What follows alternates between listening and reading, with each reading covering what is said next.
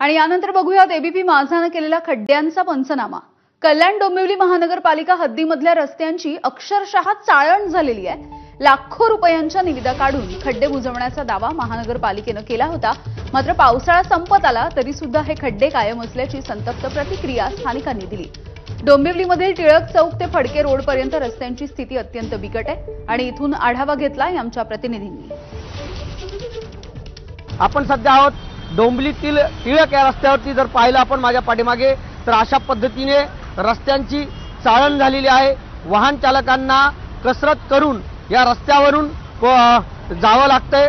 खरं पाहिलं तर अक्षरशः या रस्त्याची चाळण झालेली आपल्याला याच्यावरून दिसत आहे। त्यामुळे कल्याण डोंबिवली महानगरपालिकेने कोट्यावधी रुपये खर्च केलेला आहे खड्डे बुजवण्यासाठी। मात्र अजूनही खड्डे बुजवण्यात आले नसल्यामुळे नागरिकांकडून आश्चर्य व्यक्त केले जात आहे।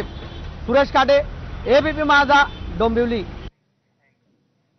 मुंबई महानगरपालिकेकडून खड्डे बुजवण्याचं काम सुरू आहे। सहपालकमंत्री मंगलप्रभात लोढा यांनी या संदर्भात माहिती दिली। तर गणेशोत्सवाच्या आधी सगळे खड्डे बुजवले जातील असा दावा सुद्धा लोढांनी केलाय। खड्ड्यांवरून आंदोलन करणाऱ्यांकडे काहीही काम राहिलेलं नाही असा त्यांनी टोला लगावला। पालिकाने काम सुरू केलं आहे ते गणपती आल्याचे पूर्वी सर्व खड्डे बुजवून जातील। पालिकाने काम सुरू केलं आहे ते गणपती आल्याचे पूर्वी सर्व खड्डे बुजवून